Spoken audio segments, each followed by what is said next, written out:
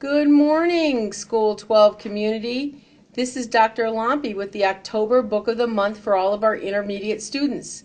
This month we're going to be talking about responsibility and reading the book Pink and Say by Patricia Polacco. When Sheldon Russell Curtis told this story to his daughter, Rosa, she kept every word in her heart and was to retell it many times over her long lifetime. Sheldon had been injured in a fierce battle and was left for dead in a muddy, bloody-soaked pasture somewhere in Georgia. He was a mere lad of 15. He lay there for 2 days by his reckoning, only to slip into unconsciousness and fever. He was rescued from this field by another lad who had also been separated from his company. I will tell it in his own words as nearly as I can. I watched the sun edge towards the center of the sky above me. I was hurt real bad.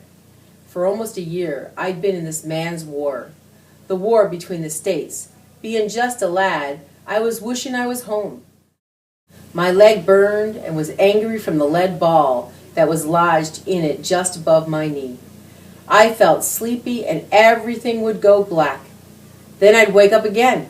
I wanted to go back to our farm in Ohio, and sometimes, when I'd fall into one of them strange sleeps, I'd be there with my ma, tasting bacon powder biscuits fresh out of the wood stove. Then I heard a voice. For a moment I thought I was fever dreaming, but then I felt strong hands touch my brow, splash water in my face. Being here, boy, means you gotta be dead, the voice said as he gave me a drink from his kit. Where you hit? 'Cause if it's a belly hit, I gotta leave you here, he said. I had never seen a man like him so close before. His skin was the color of polished mahogany. He was flying Union colors like me. My age, maybe. His voice was soothing and his help was good. Hit in the leg, I told him. Not bad if it don't go green.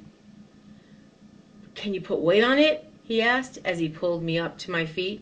We gotta keep moving. If you stay in one spot, marauders will find us. They're riding drag and looking for wounded. Next thing I remember was collapsing in a heap on the ground and rocking with the pain in my leg. Everything started to go black. Then I remembered him pulling me up on his back. I heard him saying, Lord have mercy, child, you're as bad off as I am. I'll tote you, I can't rightly leave you here. I remember being pulled and carried and stumbling. I remember hard branches snapping back in my face and mouths full of dirt as we hit the ground to keep from being seen. I remember slogging through streams, hauling up small bluffs, and belly crawling through dry fields. I remember these things in half sleep-like, but I do remember being carried for a powerful long way.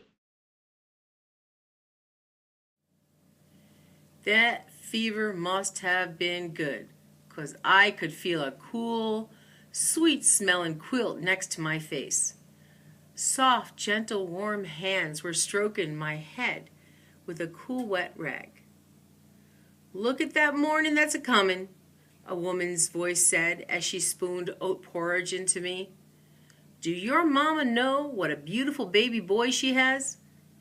Where am I? Is this heaven? I asked.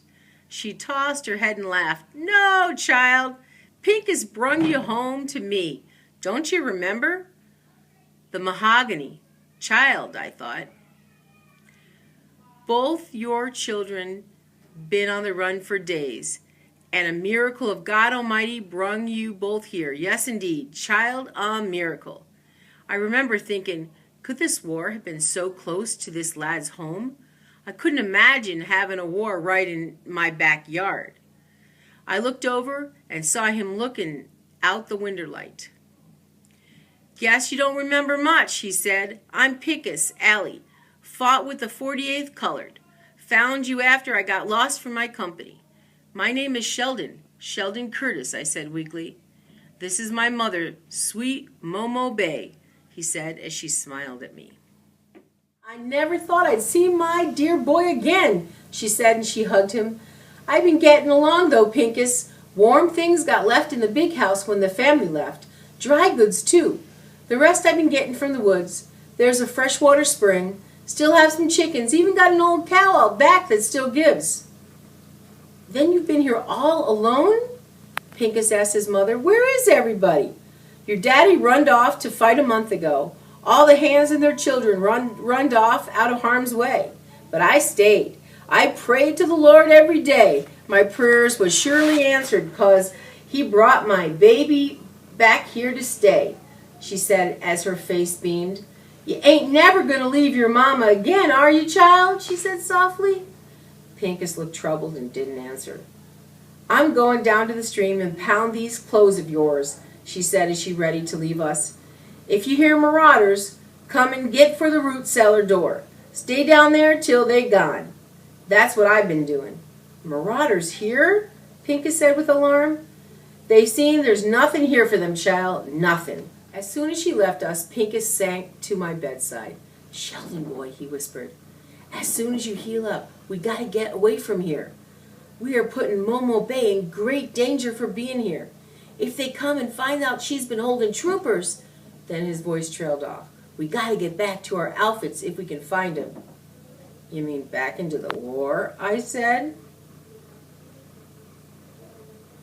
I must have gone pale as he went on to say, it's the only way, ain't it? Then he looked at me. Sheldon, you all right? You look bothered, he said as he eased me back. You can call me Say, I said. Everybody in my family calls me Say, not Sheldon. I suspect you're my family now. Near enough. Say near enough, he said as he chucked the blanket under my feet. You can call me Pink, he said softly as he smiled. For the next week, Momo Bay fed us up good. Raw milk and cornbread never tasted so good in all my born days. It was the first time in months my victuals didn't have any mealy worms in it. She saw to it that I tried to walk a little every day, so that mean-looking leg don't go stiff on you and cripple up, she'd say. This pleasant place wasn't much different from our farmhouse in Ohio. More poor maybe, but it smelled the same, like pine boards and good cooking. A mess old beans with salt pork, cornbread, greens, and onions. When we slept, she sat near us, stoked the fire, and watched over us. Never thought I'd feel safe enough to deep sleep again. My mother and Kalo, my father, jumped the broom on this very spot, Pink said as we walked me on our first day outdoors. And that's where the master's house, Master Ali, Pink spoke quietly as he helped me along. How come you have his last name, I asked. Boy, when you owned, you ain't got no name of your own. Even Kalo had to take that name. As we rested under the willow tree, Pink asked me about my family back home. Got one brother still at home to help run the place for Pa, I answered. What was your outfit again? Pink asked. He'd asked me before. Ohio 24th. I carried the staff. Wasn't supposed to carry a gun, but then so many died, even us boys had to carry after so many were slaughtered like hogs. Least you got to carry. In the 48th, we couldn't have guns at first. We thought with sticks and hammers and sledges. Can you imagine not trusting us with our own fight? I couldn't imagine such a thing. Then, when they did finally give us muskets, they were from the Mexican-American War. Those muskets jammed and misfired. Then how in God's name can you want to go back? I asked. 'Cause it's my fight. Say, ain't it yours too? If we don't fight, then who will? I had no answer for him, but God forgive me, I didn't want to ever go back to it. After a few more days, I could walk a little steadier, but still needed help. Pink took me out to the big house and walked me through it. Weren't much left of it, really. It was mostly burned out. Master Ali had a library full of books right here, he said. He taught me to read, even though it was against the law. He must have been a good man, I said. More bad than good, say. Sometimes I think he just liked being read to. There was this book of poetry, say, that was this thick. Every night I'd read out loud to him from that book. I blessed this house because of all those beautiful books, but I cursed it too for what it stood for. We walked a bit further. To be born a slave is a heap of trouble, say. But after Ali taught me to read, even though he owned my person, I knew that nobody ever could really own me. You feel hot, Pink, I said. Lord, I think you're as sick as me. Let me fetch you back to the house. I'll be fine, boy, just a little tired, that's all. I'll be ready to fight, though. I'll be ready to fight. That night, after we ate, Momo Bay came back to the table with a worn old Bible. She was so happy, my heart ached at the thought of telling her we'd be leaving soon. Master Ali showed him how paper talks. Show him, Pink, she said. He took out a pair of spectacles from his pocket and opened the Bible to the Psalms of David and started to read. His voice was steady and had such wonder. Just hearing them words made pictures come into my head. I surely do wish I could read, I announced to them without thinking. When Pink saw I was ashamed, he took my hand. I'll teach you, say. Some one day, I'll teach you. I could feel my face flushing up. Then I spoke up. I done something important, I announced. Of course you have, child, of course you have, his mother said. I touched Mr. Lincoln's hand. It was near Washington. We were quartered there just before Bull Run. The president himself was shaking everyone's hand, and I just put my hand right out. And he took it, Pink said. Yep, he took it, I answered. Now, there's a sign, ain't it? He said, smiling broadly.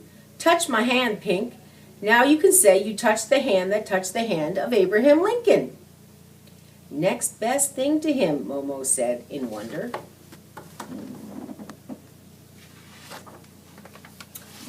Most of the next day, Pink was studying an old map. Marauders don't fan out farther than 30 miles or so from their camps. If they come here, then their units must be that close. We got to get south of the river. See here, say? That's where my troops were headed. We can meet up with them about here, I figure. Meet up with who? You ain't leaving, his mother's voice caught as she came upon us. Now, my mother, you knew we couldn't stay. You had to know that, he said as he tried to calm her. Oh no, my babies, my dear babies, she cried. She was inconsolable for a time.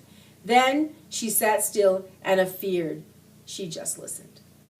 Mother, this war has to be won, or this sickness that has taken this land will never stop. Pink always called slavery the sickness when we talked. We have to go.